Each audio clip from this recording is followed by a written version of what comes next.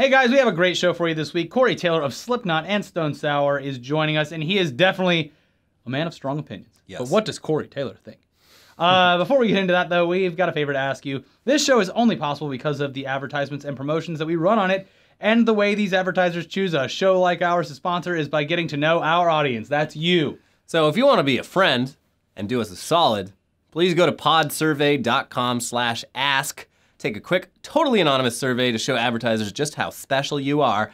And as a thanks for taking the survey, you can enter to win a $100 Amazon gift card. We've done surveys like this before, but even if you've done it before, this one is new and totally different. So be a pal and go ahead and do it again. Again, that's podsurvey.com/ask. Thank you so much for supporting our content. And with that out of the way, let's chat with Corey Taylor. Woo!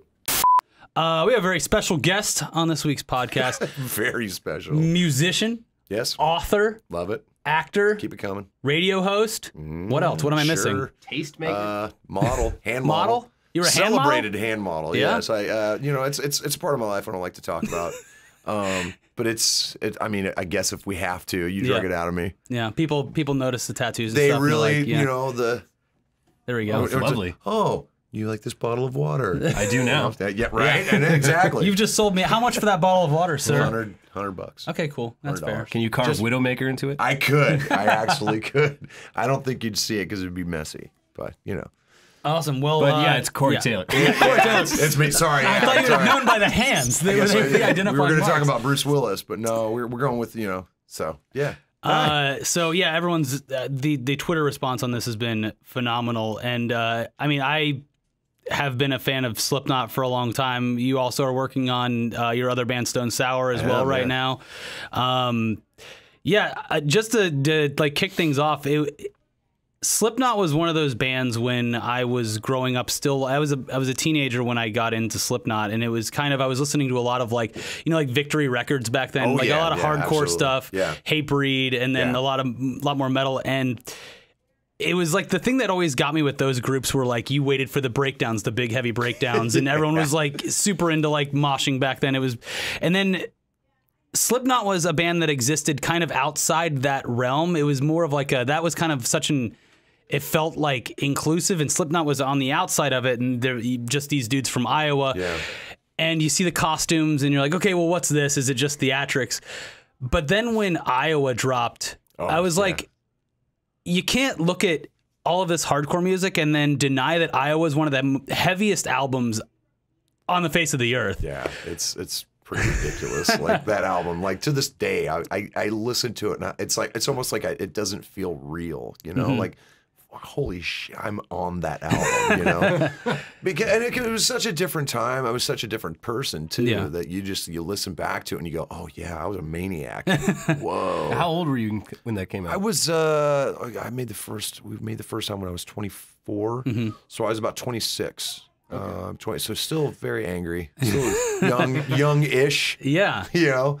But yeah, man, like we had a lot of pent-up anger, we had a lot to prove. Let's put it that way. I mean, it was one of the reasons why, you know, you talk about that weird math that we were just talking about, that our math added up, and for no other reason than it had to. You know, 9 dudes in a brutal metal band from Iowa wearing masks and coveralls and just beating the ever living shit out of each other. Yeah. On what planet does that work, you know? And we just made it work, you know? Like, and I think the reason that it worked is because it was honest, you know? Like, we weren't trying to put on anything. This was pure what was coming from us, you know? And, yeah, I mean, it's like you said, I mean, you listen to that and like, there's no denying. It's undeniable, the music that we grew up listening to, like whether it was Metallica or Agnostic Front, it was just, we were the channel for it, you know? We took all of these different elements and we fused them together, and basically we denied what was already established and just fucking set it on fire, you know? And it was funny too, because I hadn't seen Slipknot live, because at the time I was going to shows that cost $5 to get into. Right, yeah. And I had never really been to like any kind of festival or arena show or something like that. And then I made the decision finally after seeing, I think it was the Disaster Pieces live footage. At the time, my friend had like a DVD of it, and I remember the one point that stuck out, and it's so funny because since then I've seen dozens of bands or DJs or whoever do this. Yeah. Everyone get on the fucking ground right now. Oh yeah, it's one of the most ripped off things ever now. Like and credit where it's due. I believe that was Joey's idea to do that. Like everybody gives me the credit, and I'm like, well, that wasn't my idea. As much as I wish it was. Yeah. I think it was either Joey or Clown was the one that came up with that. And yeah, dude, I go to shows now and I see people do it, and I'm like, this is funny. Like, do they know I'm here? Like, what's happening? You know? Yeah. But then again, I mean, that's like trying to say, like, you know, who's the first band to do the Wall of Death? Yeah, you know? exactly. Like every band does, so why not? You know, you've added to the zeitgeist, running around going, I did that first, and I remember when there were like 25 people, and you know, you sound just like such a dick, you know? Yeah. So whatever, you know, it's a gift given to the music scene. Like, yeah, that's something that we can look back at and go, okay, we're you know, if we didn't invent that, we at least made it popular, and now bands do it. That was to end the whole wrap up of me gushing about how much of a fan I am of your work. That was the point where I was like, I have to see this band live. Yeah. And I think I've seen you probably 6 times live now. And it's gotten worse progressively ever progressively since. Worse. Yeah, but yeah, it's the live show is just incredible and undeniable again. And yeah, it's one of those things where it's just like in the history of rock music for heavy music, you guys just stand out as one of those like pinnacle moments for that genre specifically. Thanks, so yeah, that's very cool. But aside from that, the first thing I have to ask about, because oh boy, on your show, A Series of Beliefs is your Beats One show. Also, this book from last year, You're Making Me Hate You. There was a meme that started popping up a year or two ago called "But What Does Corey Taylor Think?" Would you say you're a man of opinions? Oh no, no, not at all. Yeah. I can tell you, I'm a man who gets himself into fucking trouble, like a lot. Yeah, man. I mean, here's the thing: like everybody's so shocked that I actually like think for myself, you know, because and I don't know if it's because so many quote unquote famous people, whatever, are just too chicken shit to say anything that's not fucking cute and furry. Judas Priest, someone is being flayed outside these doors. They're hey, you know what? Screw it. But yeah, man. I mean, why would you not? I mean, especially in this day and age when social media has made it so like almost too easy for people to voice their opinions, like, most of which they probably shouldn't, you know? So it's like, I'm not going to sit here and pretend to be somebody I'm not, you know? I mean, that's not how I got to where I am. So why would I stop doing that, you know? So what's your most recent opinion that got you into trouble on the internet? Oh, it's a great question. There's so many. There really is. I can't say Kanye because that was like, you know, 2 years ago. The phone thing was funny. Christ, I guess I'm due for another outburst. You can do it right here. Here we right are. now. Yeah, exactly. You want the hits? Have Corey Taylor come on. I tell you what, the Pope sucks. Here's one that we were talking about earlier. Pineapple on pizza. How do you feel about that? Oh, fuck that. Why is everyone so like, they're either one side or the other? Because here it is. Okay, first of all, it's like taco pizza. No, okay. I'm sorry. Fuck all that shit. No, you keep your fucking lettuce off my pizza. First of all, by the time it gets on the pizza, it's not lettuce anymore. It is dead weight. That's all it is. And it fucking ruins everything. It gets soggy and fucking bullshit. Same with fucking pineapple. You stick the shit on there, all that fucking juice and shit starts running into you. It turns into a fucking breakfast nightmare. And it's like, wow, I'm way too animated. So too many condiments on pizza. People are just getting too creative with what they can way call too it. creative. Okay, build your own pizza. Okay, there are certain freedoms we shouldn't have. All right? I'm the first to say that, and I'll back it up. It's there's certain things, there are certain things that do not go together, and I'm telling you from experience, because in Europe, pizza gets very weird. Yeah. Okay? They put fucking fried eggs right in the middle, and that's at Pizza Hut. All right?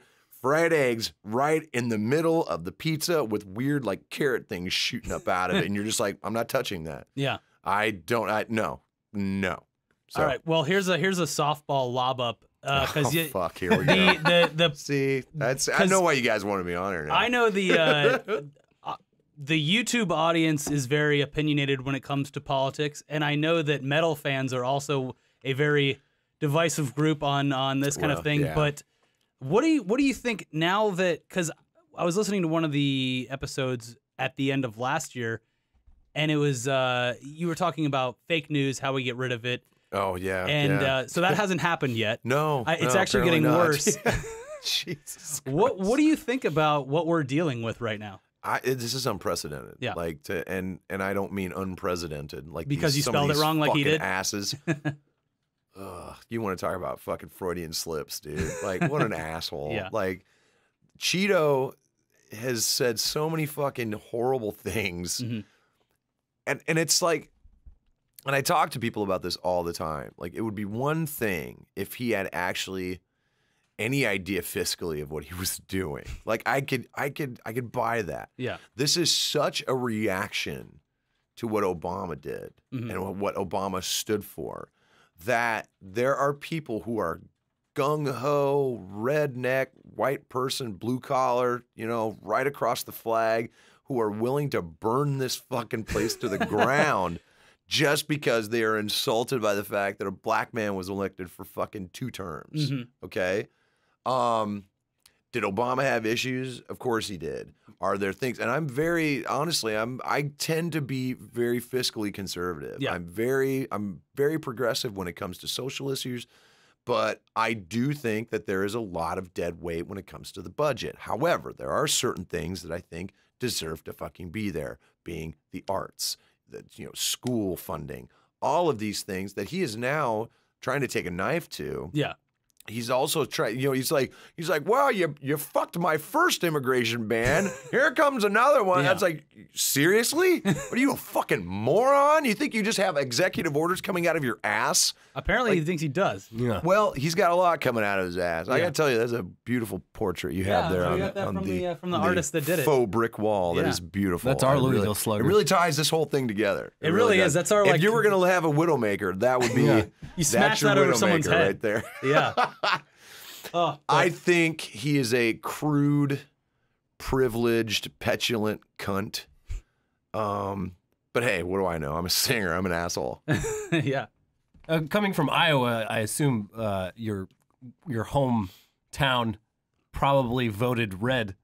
In the election. Iowa went red, but I actually I am now mainly a Nevada citizen. Oh, yeah. So we went blue. Yeah. So I was pretty proud of that. And that's even with a lot of Nevada is very rural. People don't even realize that. It's like everybody's like, oh, it's all of Las Vegas. It's Vegas, a bigger Reno. state. It's not, the whole state is not just Vegas. Yeah. Asshats, But yeah, I mean, it is what it is. And Iowa tends to go both ways. It's actually technically a swing state. It's like the Rust Belt, where, with the slimmest of margins, it could go one way or the other, because I know they supported Obama over the last, the last couple, terms.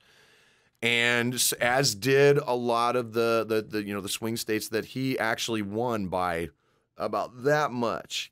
Pennsylvania, Michigan, and Ohio, I think were the 3. So, and those are honestly, those are the states that make the most sense, because they are looking for something fiscally different to happen, because they need, the infrastructure has bottomed out. And that's one of the things I will say that Obama didn't do, is he created a lot of jobs in the upper echelon, but he didn't do anything on the ground floor. And that's one of the reasons why a lot of people are, they really rallied against him. Trump comes in saying, I'm going to make jobs and blah, blah, blah. And Like, cool, that's what we want to hear. Where? Yeah, exactly. That's exactly what people wanted to hear. But he also fed in to that inherent racism. Whether he's a racist or not, it still has yet to be seen. People love to call him a racist, but where's the proof on that? He seems like an egomaniacal asshole, He's more of that than he is anything else. I don't think he has time to cut people up by color. He just hates everybody, you know? So it's going to be interesting, And I will say this, the more people protest, the more they're going to just turn hardliners into lifers, to the point where And this is honestly what my new book's about, America 51, is the fact that both sides, left and right, are doing this right now. Nobody's talking. Yeah. They're just slamming their faces together going, you're not listening. No, you're not listening. Well, you're stupid. Well, you're stupid. Well, you're Hitler. You're a fucking snowflake. It's such fucking horseshit that it's insulting to anyone with intelligence. Well, yeah, we would saying a bunch like how it's just, you can't be in the middle on anything anymore. You're either hard left or hard right. And if you make any kind of statement the other way, it's already seen as refuted because you're just in that bubble already. And you are thrown to whatever pack of wolves tend to be roaming the countryside on those sides, you know? Yeah, it gets real old. But you know what? I think the more people have to stand up and say, no, fuck you. We are in the middle. Because that's the only way people are going to stop right in the corners, you know? Like you don't win dodgeball by staying against the wall. You have to get up, you got to catch a couple balls, you got to chuck them back, but that's communication, you know? Everybody's like so hard against the wall right now that they're not even in the game. They're just screaming obscenities at each other and not communicating. I get it. There are issues in his administration, Steve Bannon being a massive part of them. There are serious issues in this country, but you don't solve them by insulting each other. You have to find a common ground, and the only way to find common ground is to come to the middle. So I am one of those people who is saying, screw the right, screw the left, and screw anybody who doesn't fucking like it. You want to fix this country, you have to come and join us in the middle, because that's why this is a country. You know, all the so-called coastal elites and all those people in the red. By the way, most of that is barren land nobody lives on. You go ahead and fucking paint your fucking map red. Nobody lives in a lot of those goddamn places. You have to come to the middle, and you have to talk, and you have to fucking get it out. Whether it's an argument or a conversation, at some point, one person is going to have to fucking talk to the other and try to get on the same page, or at least find a place where they can agree, and then they can go from there. So political aspirations on the next list of things you're doing? That. Yeah, no. I would rather eat shit in front of my children than run for a political office. Great. Because, I mean, think about it. We were just talking about it. It's like, I can't be real and be in political office. I couldn't. I don't know. I think Trump kind of. Now you can say but anything. even he's a fucking con artist. Like, there's no way he's like that all the time. He does that because he learned it from television. He wasn't like that before, you know? Yeah, he's like a carnival barker. When he was just a multimillionaire. Now he's the billionaire. Like, just shove that shit up your ass. All right, well, we did get, this was a huge outpouring from fans on Twitter. Are we going to the questions? We're getting to the questions. Some birthday shout-outs? Stretch out. Yeah. Rock on London, rock on Chicago. Wheaties, the breakfast of champions. At DeBago, how do you manage your schedule while being a part of Slipknot, Stone Sour, having a solo career, being an actor, being a father? I have a series of beanbag dart games that I use to choose which project will be next at any given moment. When I run into a conundrum, it's like, ooh, should I do this or that? I go to my it's set up like the old school, you know, the tic-tac-toe with the beanbags. Yeah. You know, those little things. This is all a lie. All of that is not true, but it's going to be on Twitter. Oh, I use this to tic-tac-toe. It could work. Yeah. It could work. It's as good a plan as any. It's like, it's from Jump to conclusions. Yeah, you beat me by 2 seconds. Jump to conclusions. He jumped to conclusions. You need to jump honestly, to responsibilities, Matt. No joke. Yeah. For me, honestly, if I can be serious for 2 seconds, it just comes down to a matter of time and scheduling. You know, like for me, like right now, I'm balancing, trying to finish my new book, and I'm at the wet end of this new Stone Sour album. So it's like I'm kind of doing 2 simultaneously, while also trying to be a dad, trying to be a husband, trying to be like all this stuff. But it's like, when you're doing one, you focus on that. When you're doing the other, you focus on that, So you have to prioritize. You fit in time to work in the little spaces. You don't take on too much work. That's the key. Like, everybody thinks, you think I work hard, like, a lot now? You should see the shit that I turn down, man. Like, and it's a lot. Like, I turn down gigs all the time. most of which just don't make sense. Other times I just don't have time, and I refuse to commit to something that I can't do and feel good about the level of commitment that I'm doing. You know, so for me, it just comes down to just making sure that I can focus on it 100%. I can give it every drop of creativity I can. And when it comes out, I can go and I can promote it and feel good about it. You know, I've never done anything just because I could get my name on something. And then touring is a huge time commitment, and you have to spend a lot of time away from your family. Do you ever bring them out on tour? I do, yeah, a lot. Yeah, I do. Luckily, I've made a little coin of the realm. You know, set a little aside. You know, my kids are going to go to college. My houses are good, so I've saved some money, and I can afford now to bring them out. You know, do they like coming out and seeing you play, or are your kids embarrassed by it? They have fun like the first 2 days, and then after that, they're just on this tube that smells like farts and feet. That's it. You know, so they're just like, look, we can't wait to go home. So we love you. Just let us go back to our lives. And I'm like, you come here and hug your father. I'm curious, like how it was to like introduce Slipknot and the imagery associated with that to like small children. You know, the funny thing is, like, and both my younger kids had the same reaction. My son, who's 14, when he first saw me in the mask, that was volume 3. So I had the what we called the football scab mask. Yeah. Because it had the stitches that kind of came down here and looked like the stitching, and it was just gross. We were just getting ready to go on stage. I want to say it was in Omaha, so we were close to home at the time. My ex-wife brought him out. He was about 2 years old, right? And he was just like kind of looking at everybody. And I said, "Hi, buddy." Heard my voice, and this is no shit. Immediately wanted me. And I have a great picture of me like smiling in my mask. And he's just like, I'm holding him on my hip, and he's just going like this, like just tickle it, and it's awesome. And my youngest daughter, did the same thing. I had my 0.5 mask on, you know, the weird, you know, the old man with the Prometheus underneath mask, and I had both halves on. I took one off, and she was kind of, you know, just kind of looking at me, and I said, "Hi, sweetie," and immediately wanted, like, it's just something about my voice. It's just really, really weird, you know. So she was, you know, both of them, they see it, and then they grow up around it. And then my son is so proud of it, but he'll never say anything in front of me. Like, he talks about me with his friends, plays all the videos for his friends. But then if we're like out, like we're out like shopping at Target or something, and somebody recognizes me, and he just, just so bummed out. Like, it's kind of adorable. So. With Slipknot and Stone Sour, like, there's got to be different ways that you kind of, when you're touring with one or the other, it's got to be a lot more work with Slipknot, considering the theatrics that go behind it. When you're touring with Stone Sour, is that something that you enjoy? Is it like a nice, almost like a break from that, or is it?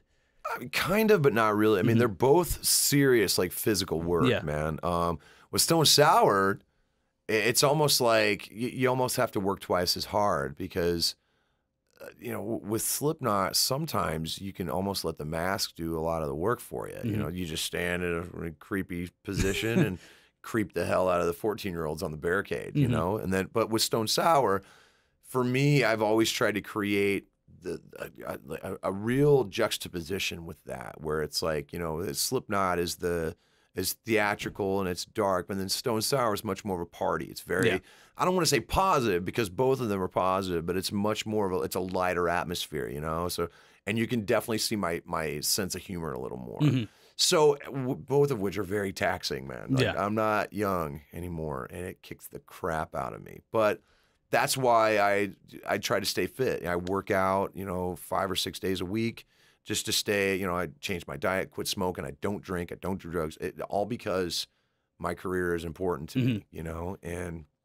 it's, you know, it's worth it. And the proof's in the pudding when you come and see us play. You know, it's on from the second we hit the stage. So they're both very, I don't want to say extreme, but they're pretty, you know, you exert a lot of energy, but I get different things out of both. And I mean, you just recently, not recently, but a year now, quit smoking. Was that the case? Yeah, about 11 months. Yeah. So, and then we had a question about that, and like the sobriety thing is from I'd Risk the Fall. How long did it take you to find your confidence and let go of your anger once becoming sober? And any tips on becoming sober? Oh, there was a lot of people that replied back to that, and they were just like, I'd like to know more about this, because I think a lot of people, like, they get taken over by those kind of vices as they get older. Yeah. It's hard, man. Yeah. It really is. I mean, for me though, there's something about my personality that once I make a decision about something, that's it. That's it. And I just click. So for me, it was quitting drinking was it wasn't easy because the social part of it was always the appeal for me. But I also have a very addictive personality, so I binge drink like mad. So 1 becomes 2, 2 becomes 4, 4 becomes 16, 16 becomes where's Corey Taylor? Where the hell? He was just here, you know? So curbing that back and then finding myself was really difficult, man, because you can get lost in that culture, especially when you're not only being enabled, but you're enabling other people, you know? So it takes time, and it takes effort. It takes commitment. It takes really taking a look at who you are and going, okay, well, how different is that from who I want to be? And then you just kind of devote your time to that. I'm still not good at it, you know? I definitely have moments where, it sucks being around me, and it's and it's fine. I mean, the thing is like you have to kind of embrace it. Like no one is going to be, you know, happy-feely and petting kittens all the time. You just have to embrace the fact that we're all human. So for me, luckily, I have 2 very great, you know, outlets for my anger issues. And other than that, you know, it's just, you know, devotion, you know. When I quit smoking, it was kind of the same thing. But I needed help with that, man. Like those things had me, had me hard. And I took Xanax, which was really, Did you have those hard. dreams? I had a few dreams. Well, here's the thing. I didn't have the suicidal thoughts, but I had the vivid dreams. I had a dream, and the one that I always remember is I was a cameraman on a reality show in this fucking weird house where Jason Voorhees was chained up in the front yard. So, and I just kept coming to, like it was almost like it was on a loop. So like the whole dream would play out, and then all of a sudden it end right back in like the beginning spot. So we're sitting and I'm with like all the people who were on the show, and then all of a sudden, oh my God, he's loose. And then of course I don't take my face away from the camera. So it's all found footage and shaky and fucked up. And I look over, and here comes it's Kane Hodder as Jason Voorhees trunging up, and I'm like, oh shit. And we all run like fucking Scooby-Doo assholes, and then all of a sudden I'm back, and there's oh shit, he's loose. And that dude, I did that for 4 hours until I woke up, and I was like, what the fuck just happened? Oh, I can't do that again. Like, sounds it like was a good weird. reality show. Stressful, yeah. Sounds super stressful. They needed an But I idea quit for smoking. So I guess it worked out. If you smoke again, Jason Voorhees will kill you. He will kill you in your dreams. He will. At least it wasn't Freddy, because then he can actually kill you in your dreams. Freddy, yeah. What? I mean, you have to be into horror movies, right? Yeah, I would Do you have a assume so. favorite? I love horror movies. Yeah. Oh, absolutely. I was, I mean, my first, the moment I knew I was a horror fan, I was 5 years old. And my mom took me, we were living in Minneapolis, Minnesota at the time. This is back when theaters only really had 2, maybe 1 theater, right? So it was the downtown theater just outside of Laverne, which is just outside of Minneapolis. And she was taking me to see, do you guys remember the old 70s Buck Rogers? You know, the disco space with Gil Gerard, and everyone was in I think satin. you only have like 10 years on us, but no. I keep forgetting I'm with children here. We're not. I think you only have exactly 10 years on us. Fine. Yeah. Anyway, that was like, it was Buck Rogers and the Adventures in the fucking 27th Dimension or some shit. But the trailer for the original Halloween was on it. And at 5, I was like, what is that? Like, just knew. Instead, I was like, I didn't give a fuck about Buck Rogers. All I wanted to see, who is that? Like, and then like, eventually 2 years later, I got to see it, and it was like, it's been my favorite horror movie ever since. Like, it's just, yeah. Have you ever gone up to South Pasadena and gone to like the shooting locations yeah. and stuff. Yeah. I have my friend Stubbs who does a lot of our like online stuff and like social media. He has been with us in the studio, like shooting all like this weird content and stuff, right? And videotaping everything. And when we don't work, he goes around and he takes pictures of himself. Like he went to the house of Night of the Demons that's like right across the street. He went to the parking lot, which was Biff's Future and Back to the Future 2. Like he's that dude. Like Stubbs DSM, Stubbs _DSM, I think, on Instagram. If you go and look, he's got just tons of it. Yeah, dude. Like it's really funny. Anytime I have to like be somewhere for something and I have time to kill, I always do the same thing because my friend lives over there. Yeah. And he wasn't home yet, so I literally went down the street and was like, "Oh, cool, here's the hedge." Yeah. And I used to have to "Here drop it someone. is." One of the bands I worked for, I used to have to drop them off at vocal coaching in Reseda. So I ended up going to like every shooting location for P.T. Anderson movies. Oh, yeah. Just like, there's the pole that guy climbed on. So random. Yeah. PTA. All right. Yeah. The best one over there was the Terminator where he drives the truck. Oh, yeah. That's over there. Nice. The Circuit City from 40-Year-Old Virgin is over there. Real deep cuts. Iconic. Yeah, so iconic. I mean, Circuit City doesn't exist anymore. So. Yeah. Well, Yeah. I don't know. You got to see it while it was still there. I apologize for my snifflings, by the way. My allergies are killing me right now. Yeah, it's okay. The weather really here has weird. been real shit. It's been gnarly. We dude. just got back from Winnipeg. We were in Winnipeg last week for they're filming a new Chucky movie up there. Oh, yeah, Cult of Chucky. Yeah, so that was dude. cool. Oh, yeah. We got to hold the doll, although we'll show you the pictures. We can't show them publicly yet. Did you high-five Brad Dourif?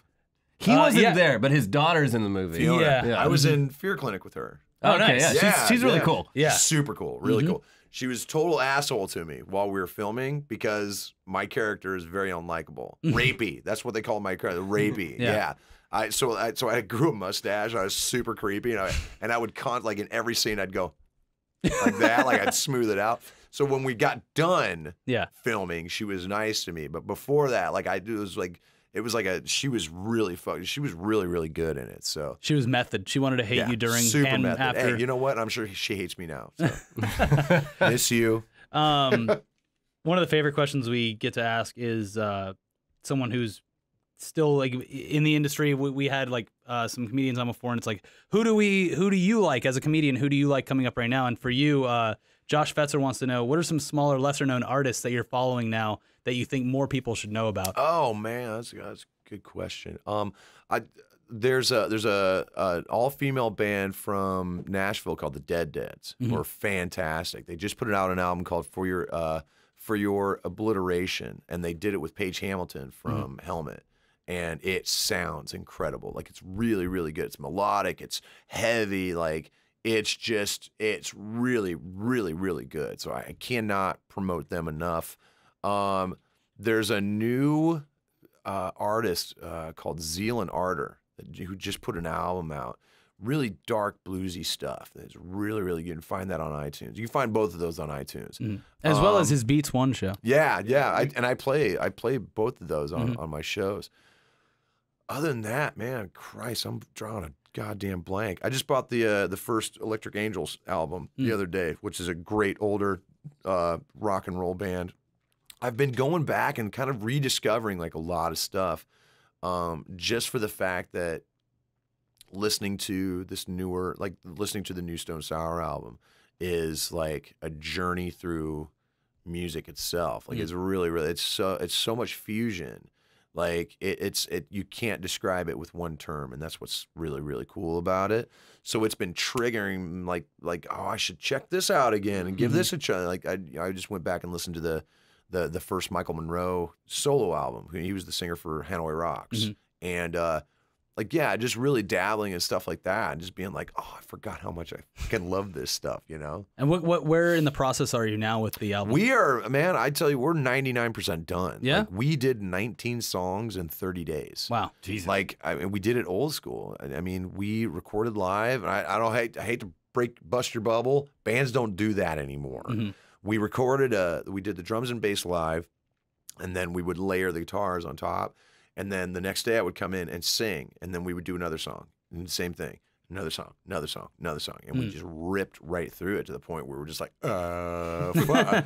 well, what do we do now? You know? So we have been really able to capitalize on the fact that we have so much time. Like we still have 2 weeks left, so we're just going back, listening to stuff, adding stuff, like really dialing everything in. And it is, I will put this album up against anything, and I mean any genre, any band. You just wait.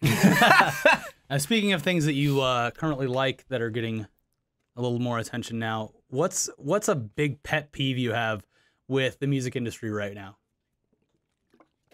Right now, or just in general? In this moment. Well, I'd say in the past like 2 or 3 years, because it comes in waves in different styles. Yeah. I'm so sick of like every fucking single having to have a featuring. Okay, featuring this artist. Yeah, it's like, and I know it's been around a long time in the hip hop industry, which is fine. But like, can't you just put a fucking song out? Like, you have to have like a featuring, you know? This is coming from an asshole who's done a lot of featured spots. Yeah.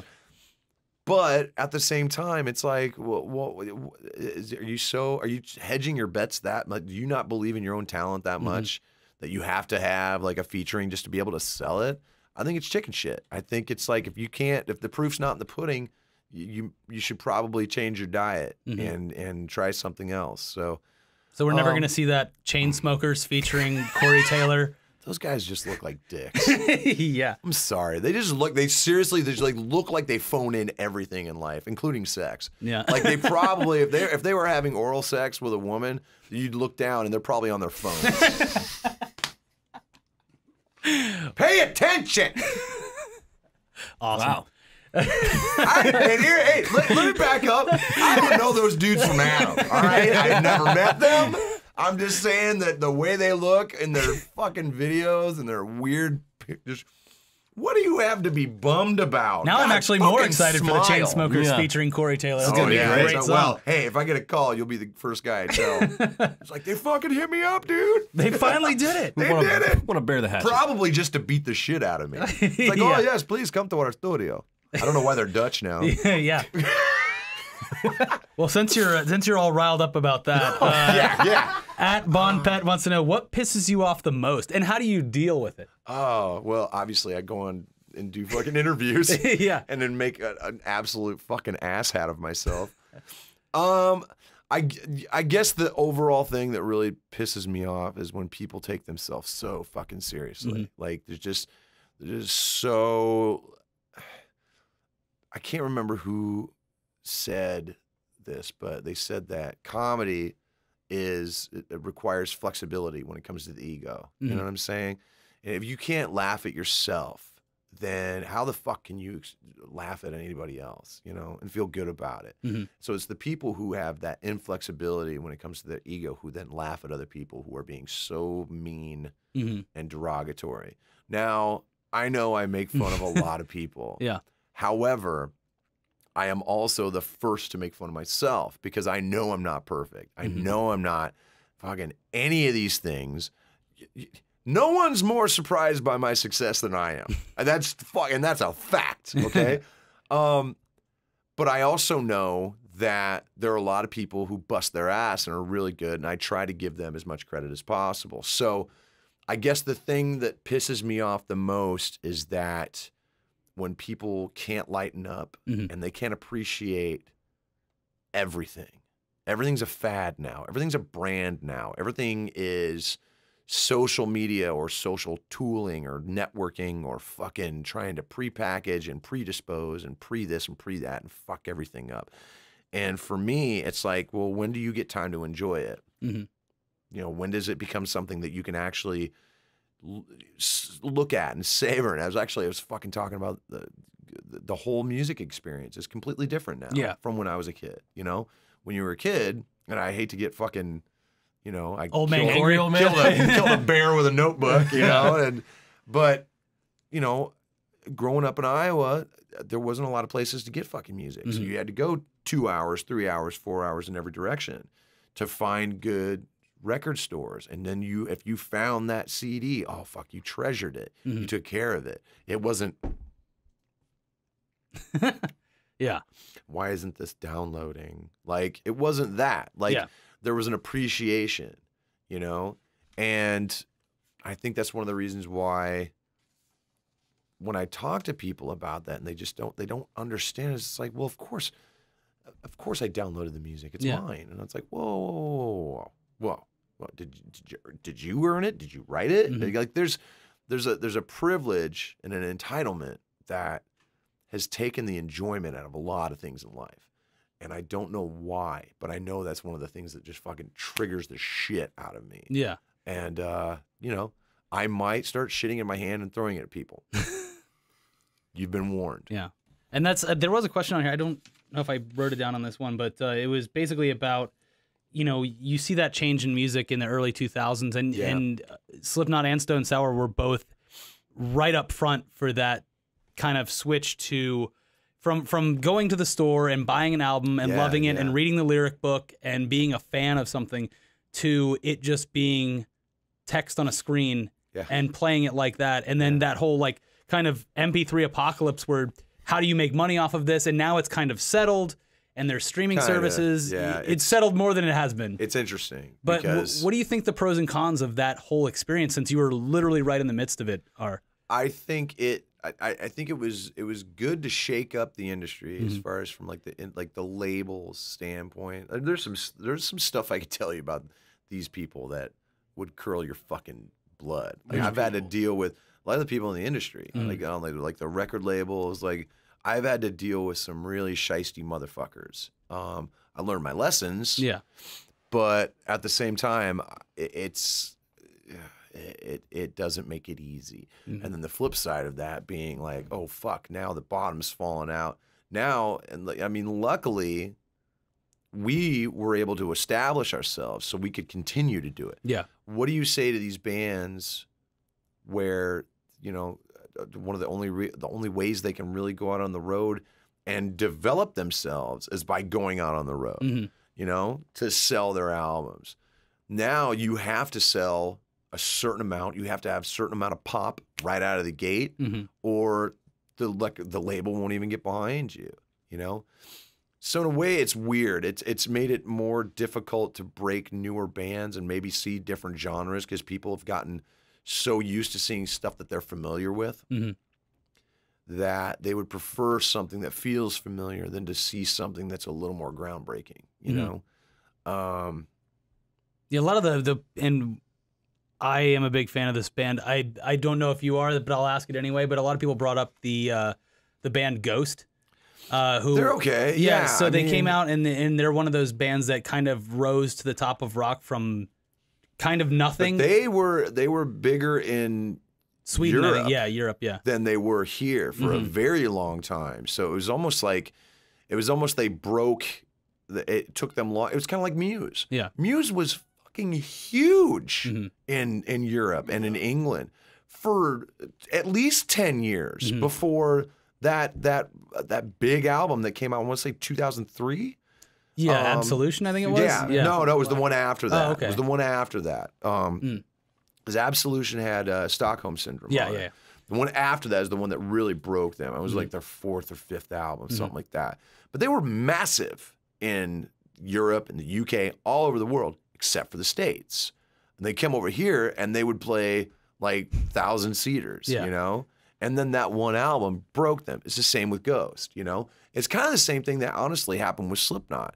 We were doing okay, and then we went to the UK, and we went to Europe, we went to Japan, Australia, blew up there. We came back, and we were massive here. And what do you think about the fact that, like, even to this day, from what I've seen, and I've been there a bunch to festivals like Rock 'em Ring, Rock 'em Park, Download Fest, and stuff like that, you go there and it's like night and day with American concerts and festivals as far as rock music's concerned.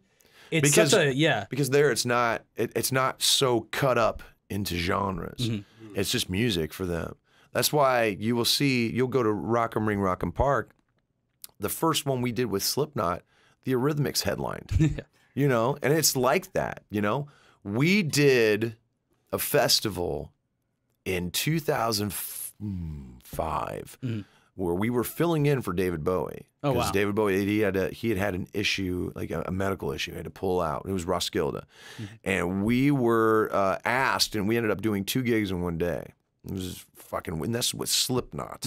So think about that. The logistics the alone. logistics of it. We played one place, got on a plane, flew to another place, and played there because we had A and B rigs that were kind of going. One was moving this way and the other was going the other. And we just luckily were able to make it work. Our poor crew, Jesus, got the shit kicked out of them. Yeah.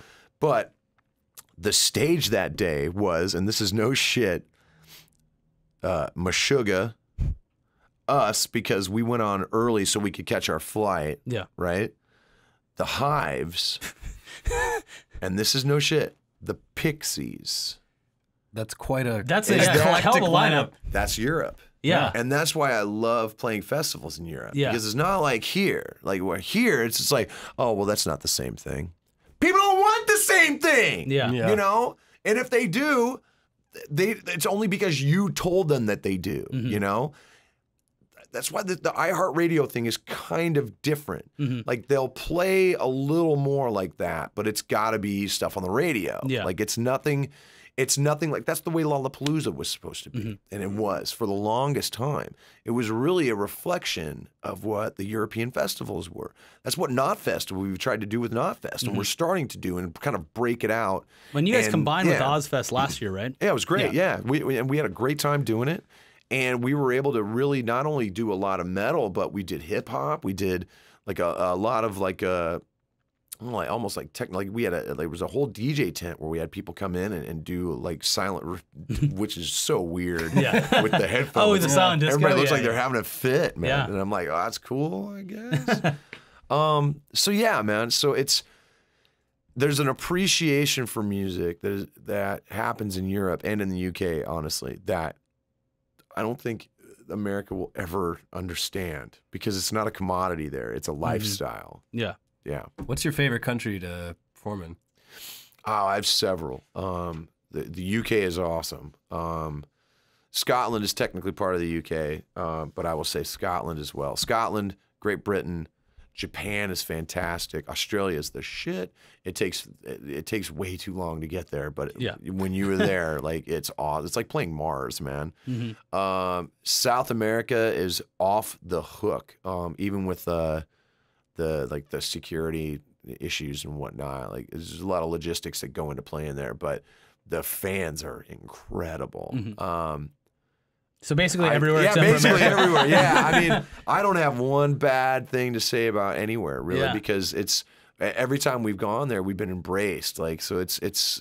I mean, I'm pretty lucky. Did you ever see Slipknot or Stone Sour on something like Coachella or? No. No. Then again, I would have said that about Guns N' Roses too. So I mean, who knows? I don't know. Maybe in 15 years when we suck and. And, the hipsters have decided, oh, I guess we'll deign to enjoy Slipknot like that. And we'll show up, 100,000 of us and look completely bored. Yeah. Maybe then we'll headline Coachella. Yeah. Because that just sounds like a happening fucking place. At Jacob Sicko asks, have you ever toured with a band you were a huge fan of, but they were also huge fans of yours and you found that out? It was weird, man. Like I've gotten to tour with a lot of great bands, and not only like mutual fans, but like have also become friends, like Korn. Like we're touring with Korn this summer.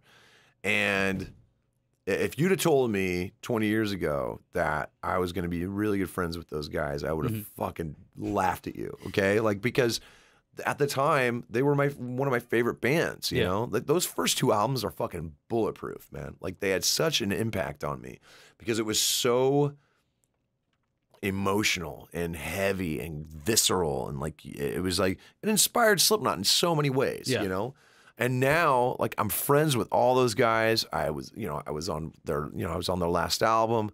It's just insane to me. And then you go and I'm hanging out with them. They're singing my fucking songs back at me, and it's like, you stop that. Like, you're freaking me out. Well, so was that something that was really, really cool to you to work with Ross Robinson when you guys got to work with him? And it's like, okay, this guy produced. He was the only dude who could have done it. Like, he was the only dude that we believed in that could have done it. He was the only guy we really pursued. And I mean, people have plenty of Ross stories, but do you have one that sticks out in your mind of that The man has a very special way of producing music. Yes, he does. It's very physical. Yeah, he made. A lot of people know the band that I worked for, but he, at some points, almost made them cry, screaming at them in their faces to get because his whole thing is getting what he calls molt or like raw aggression. Oh yeah, king of molt. Yeah, king of molt. Yeah, king of molt. We were a little more aggressive than that. Like we loved it. We fed off of it, and that's why those first 2 albums sound that way. Yeah. I will say he probably, because for the album Iowa, I recorded a lot of those songs naked. He had just been in a motorcycle accident. So he would be out in the big room at Sound City with me, laying on a mattress because his back was technically broken, right? He tends to do that. I think he switched entirely to mountain bikes now because he kept getting injured on dirt bikes. Yeah, he's a maniac. Yeah. So I'm sure he got sick of seeing my taint. Hey, if we're being real, you know, I mean, maybe that was payback for all the fucking potted plants and shit they threw at us while we were tracking the first Slipknot album. But yeah, man, like he is so like full contact that you get, like, even if you're like kind of put off by it, like you just immediately just get caught up in it. You're like, oh, yeah, and that's just there's no other album like a Ross Robinson album, you know? Yeah, he's kind of just doing like projects that he wants to do now because he's just kind of like set. So he's like, yeah. So he does a lot of like really, really cool stuff. I tell you, one of my favorite records he did was the Cure one. Oh yeah, it's so good, man. Like it's a double disc, and it's like it's Robert Smith like a way you've never heard him. You know, like it came out. I want to say it was like it has to have been like 14, 15 years ago. It was a long time ago, but god damn, it is good. Yeah, the one that really good. It was so funny because I was like, it was an album that he had done, and it was just something small for him. And it was funny with the first couple times I met him, like, hey, you produced the Blood Brothers, Burn Piano Island Burn, which was just this like they were such a small band, and then they got him, and it was just like I was like, that's the craziest album I've ever heard. And he was like, that's pretty random. Like no one brings that one up. They'll bring up like Korn and Slipknot. Yeah. And that was just like super, super cool to me. But yeah, it was very weird. Like we listened to Iowa in his house with him, and he was telling us stories about it. Oh yeah. And it was just like, this is the coolest thing ever. It's pretty rad. Let's see. Yeah, here's a good one for you to get angry about really quick. Seriously, did you just pick these just so I'll fucking go off? I think, people want to like get you angry. It's good content. You guys are dicks. How do you feel about the recent Metallica Lady Gaga performance at the Grammys? I feel bad for Metallica because, honestly, because at this point in their career, they shouldn't have been disrespected like that. No. Like the fact that... Well, his mic was off too during the live performance. They shut it off. Really? Metallica didn't have control of that. The thing that people have to remember, I'm going to give you a little background. All of Metallica's people are not allowed to work on live performances on television. None of us are. Yeah. None of us are. They have a sound producer and a whole crew of people who work on those shows, and then your people work right behind them. All right? But you're not allowed to touch anything. Yeah. Which is horse shit because stuff like this then happens.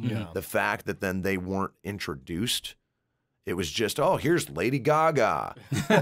Oh, by the way, she's fucking with Metallica, you dick. Yeah. Like, I have a lot of very strong opinions about the Grammys anyway.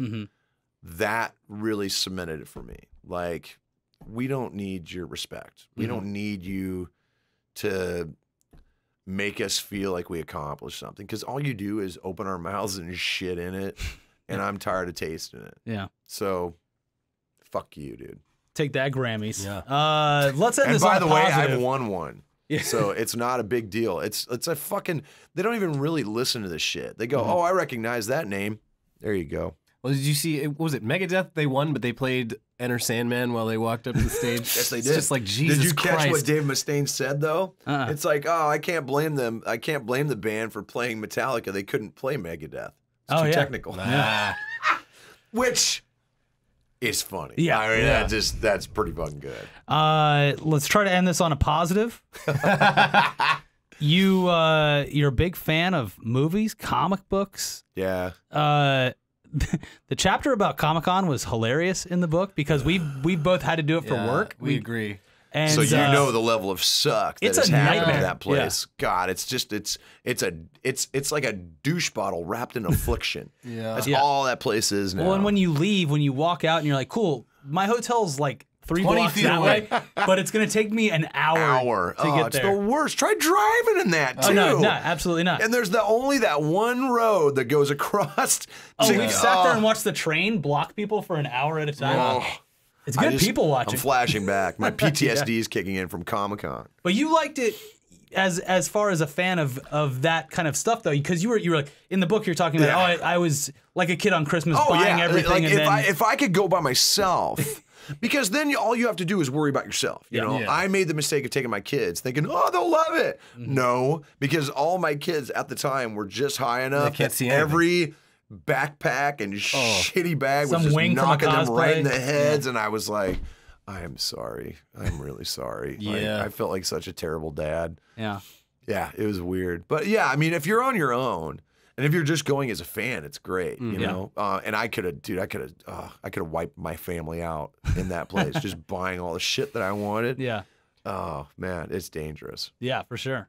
What are you excited about this year, movie wise?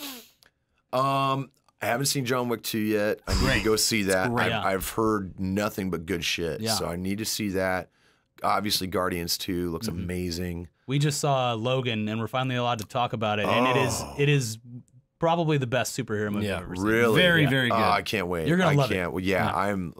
As soon as I saw what they were doing, I was like I wanted to cry. Yeah, wait know? till you see how rated R it is. Oh, I can't wait. Oh, it's gonna be awesome.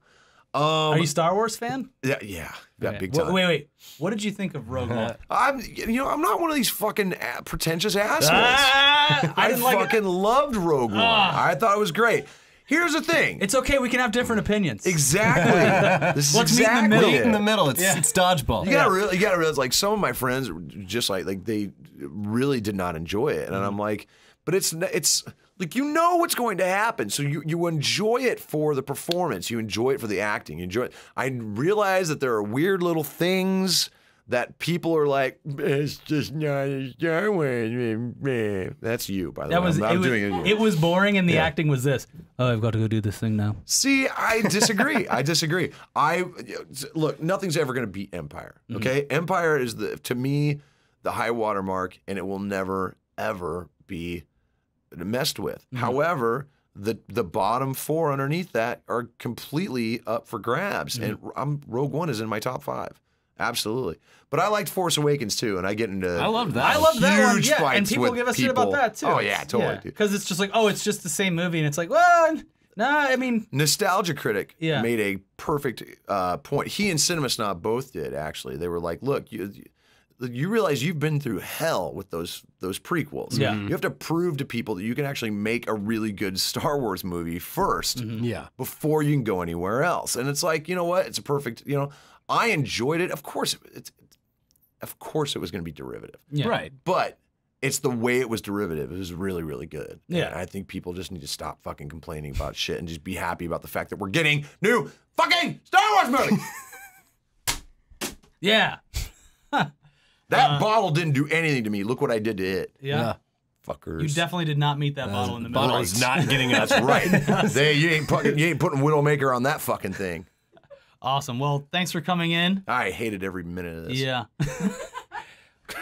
Where can people find you? Thanks for having me. At Corey Taylor Rock or Happy Birthday to you or what's it? Yeah. Happy birthday, everyone. Yeah, it's at Corey Taylor Rock on Twitter. It's at Corey Taylor on Instagram. I caved, and yes, I'm on Instagram. Yeah. I'm doing an exciting series of Thumbcats. Oh, I was about to ask about that. Yeah. I just shot a commercial for it today. It's the fucking stupidest shit.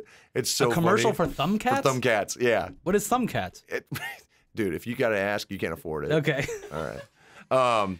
Yeah, no, it's all good. And what do you have a time frame or a set date for the new Stone Sour? Tentative. Okay. Tentative. This year though. June. Oh yes. Okay. Oh yeah. Very soon. Touring off of it. We're gonna leak our first song.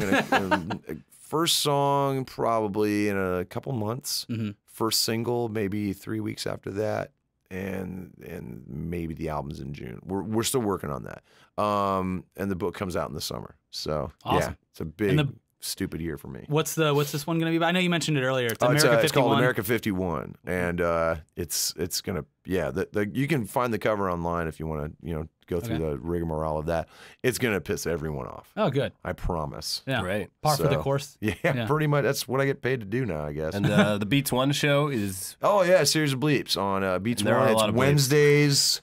I was playing some for him, and it's just there are a lot of bleeps. Yeah. And I'm trying desperately That's to dial someone's them job, back. right? They have to just. Oh no, and that's the great thing. It's like it doesn't go out live, so there's nobody fingering it like Run DMC. But it's I'm trying to dial it back. Okay, just stop sending in weird questions that make me bleep like crazy. All right, because I can't just get on here and fucking swear like this. So. Yeah. I'm sure. It's fine here. You gotta bleep YouTube's this? fine now. It's YouTube. Well, Yeah. No, Kezzy's gonna have to bleep this whole episode. Oh, Sorry. please. I am so sorry. You should just do a long bleep for every time where he's not cussing, and then it's only fuck, Yeah, fuck, totally. fuck, fuck. It's just the fucking shit. Yeah, we'll do the alternative release where it's just you saying fuck. That would be beautiful. Yeah.